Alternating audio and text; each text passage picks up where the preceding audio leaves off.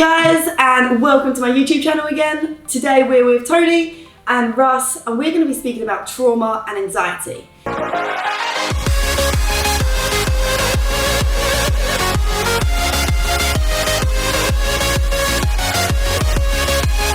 Now, something that I feel is really important about this topic is everybody will feel trauma in different ways and at different severities. So something may happen which may not seem like a big deal from an outsider point of view, or people may not be able to relate to how much it's affecting you. But if it is affecting you, then it is very relevant. And do not be concerned about speaking up, no matter how big or how small. If something is causing you emotional and physical stress, then it's worth talking about. And don't ever feel like it's silly or it's not relevant. It is all relevant if you are suffering. Absolutely it is, and anxiety is actually a gift of nature. It's actually designed to keep us safe.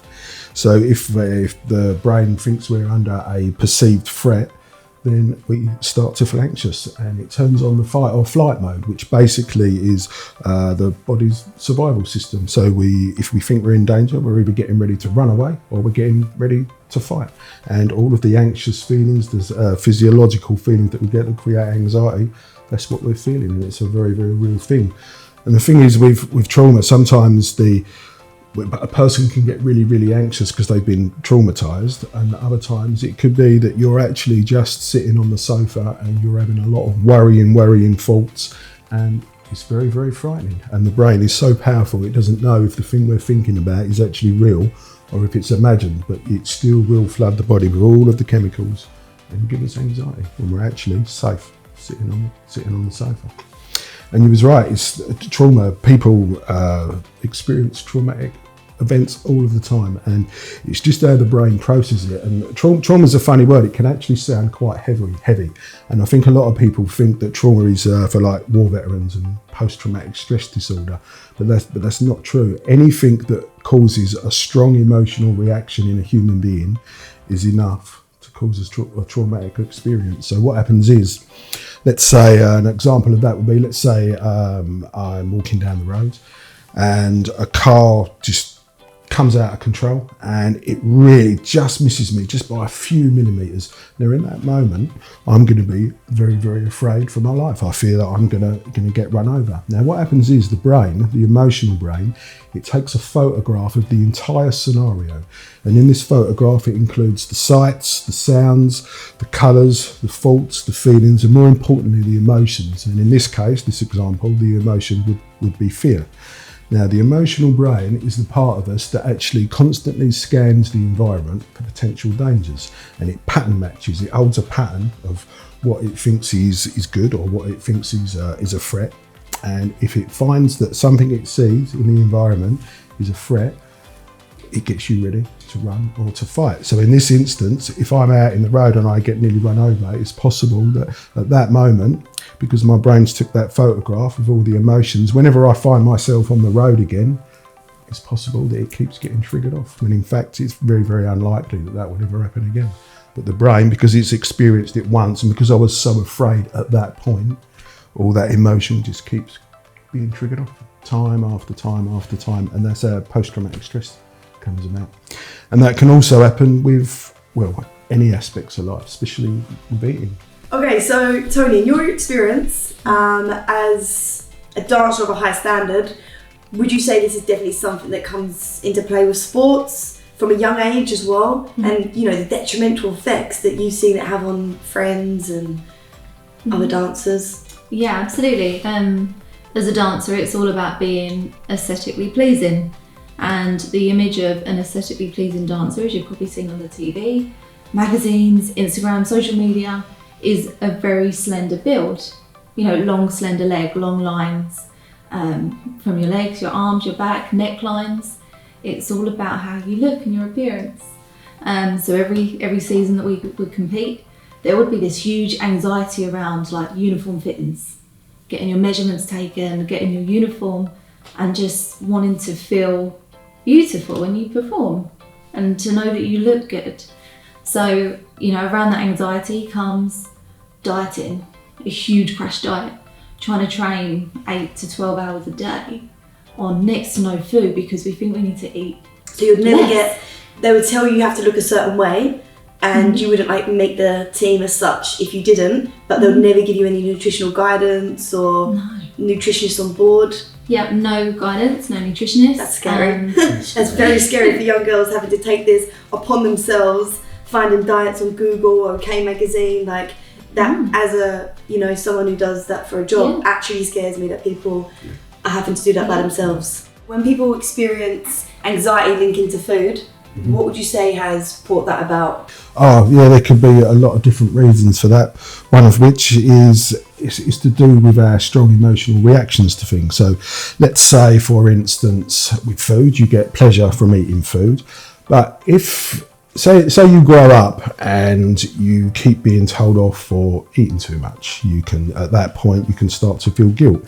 So if you react in a strong emotional way to being told off, as kids generally do, we get really upset as kids, then that's enough to code that memory, including all the emotions, in the emotional brain. And it's the emotional brain, like we say, that constantly scans the environment, and it just pattern matches. And pattern matches, all that is when you find yourself in a similar scenario, you get all the same old thoughts and feelings and emotions come flooding back to the surface. And this is why with food, it's got kind of like two roots in it. You can have pleasure from it, because food tastes yummy, a lot of food tastes yummy, or you can also have pain with it also. So if you, like we say, the scenario we're being told of as a kid, you're getting pleasure from food, but you also feel the shame, the embarrassment, and perhaps even being angry at being told off for wanting to eat something, because eating is just the most natural thing to do in the world. Yeah. So would you say also, if people have experienced bullying in the past for their weight, or I suppose, or you know what you see in like magazines, for example, people shaming people for the weight, do you think this is a massive factor? Oh my God, yeah, absolutely. It's especially bullying. What that does is, if someone's bullied, especially I'll go back to being a kid, when you're bullied as a kid, that actually lays down a template. So what happens is it lays down a template, and it's to do with our belief systems as well. So if, say for instance, that you're kind of going along in life and you think you kind of are okay, but for whatever reason someone starts to bully you and they're calling you names, fat or thin or whatever it is. If someone says something to us enough and we start to believe the thing that these people are saying to us, then it actually starts to lower our self-worth. We start to get low self-esteem, because it actually lays down a pattern. And that pattern is a type of pattern that, if we're believing something to be true, then we look for confirmation in the environment that we're living in. So if someone's telling us that we're ugly or fat or whatever it is, and we start to believe it, we're going to look for no contradictions, and that's how the pattern comes about. And I've seen lots and lots of people that have gone through years and years and years of just attracting the same partner all the time, and these partners can be quite toxic to these people, and it's actually really damaging. And they just go from one partner to the other, and it always ends up in the same outcome because they're in a pattern, but it's to do with their self-worth. Because what they're believing in themselves, they're finding people that are reinstating that. That's exactly what they're doing. So yeah, they're always going to find toxic people, basically. Yeah, and the thing with the patterns is you can always break the pattern. You can always change the pattern, and sometimes we just need a little bit of help. And it starts by just recognising it and going, right, okay, well, this is what I keep repeating, and I need to change it. And yeah. But a lot of it is on an unconscious level, so it's not just about just talking about it. We do need a little bit of help, and the therapy and some other techniques that we use is really, really beneficial for that, really beneficial. Because especially if there's any sort of trauma involved, the traumas are not stored in the logical part of the brain. So we have a lot of people that have come to us that have been for therapy and it hasn't worked for me. So a lot of cases it's actually made them worse. So if you've got trauma and a therapist is just talking to their logical part of the brain, they're working in the wrong side of the brain. The traumas are actually stored in the emotional part of the brain, and you can't just sit there having a conversation like we are now going, right, we'll just stop it. It doesn't work like that. That's what I've experienced since talking out about therapy and encouraging it more. A few people have come forward and said, okay, I had therapy, it didn't work. And I think what they've done is seen a therapist that's made them talk about their emotions, yes, bring it all to light, leave them in this extremely emotional state and feeling, I don't know, embarrassed or judged or however they are then feeling.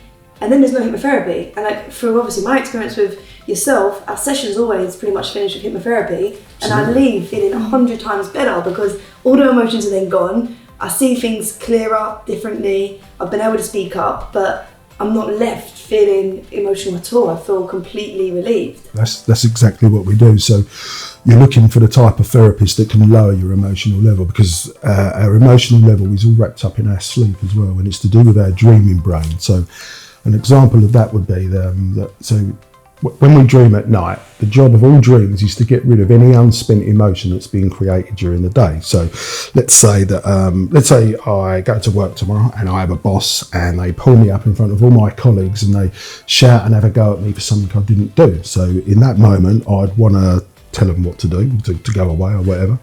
But because I have a mortgage, and so I just stand there and take it. Now, I would be angry that I can't retaliate. I would be frustrated. I'd probably be embarrassed and humiliated because I'm being shouted at in front of all my colleagues.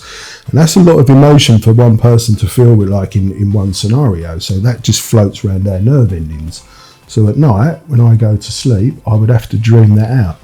And because what it's done is it's opened kind of like a fault loop, we call them, and the brain's job is to complete all of these loops.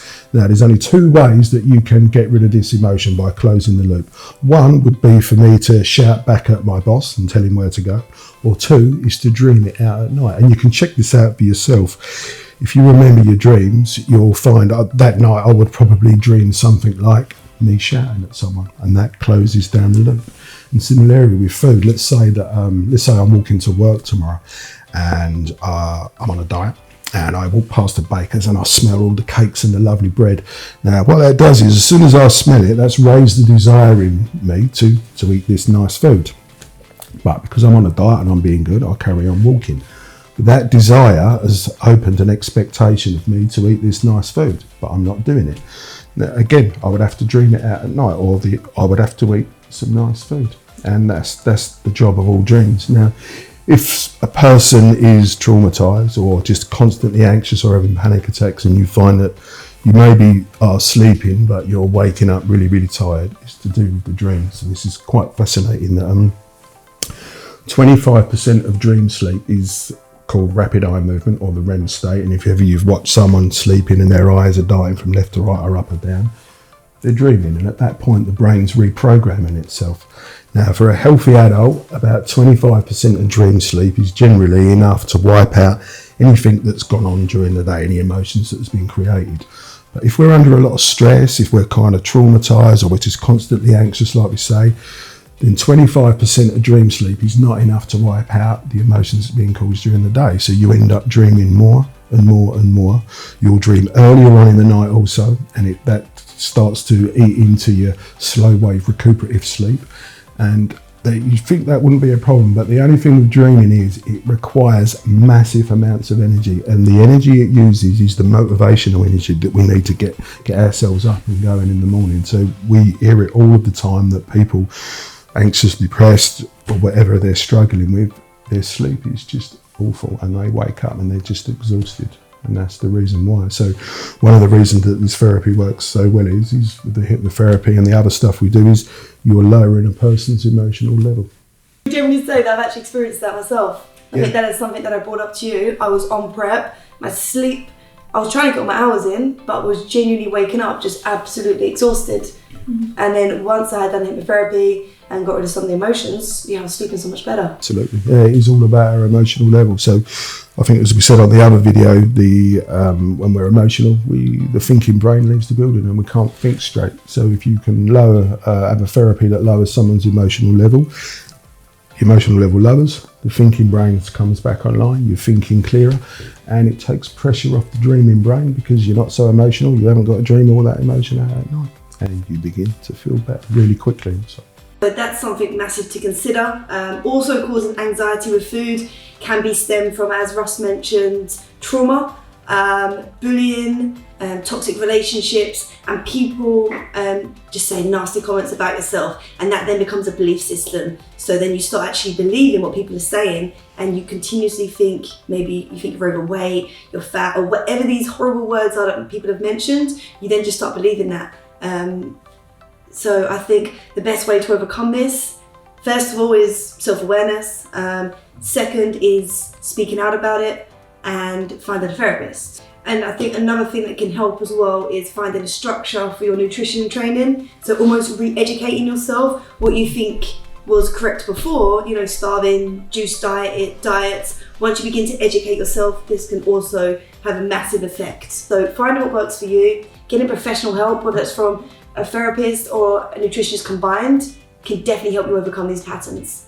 Okay guys, so I hope you enjoyed this video with myself, Tony and Russ. We'll be back soon with more content, and please subscribe, like this video and share it to others that you feel can also get value from it.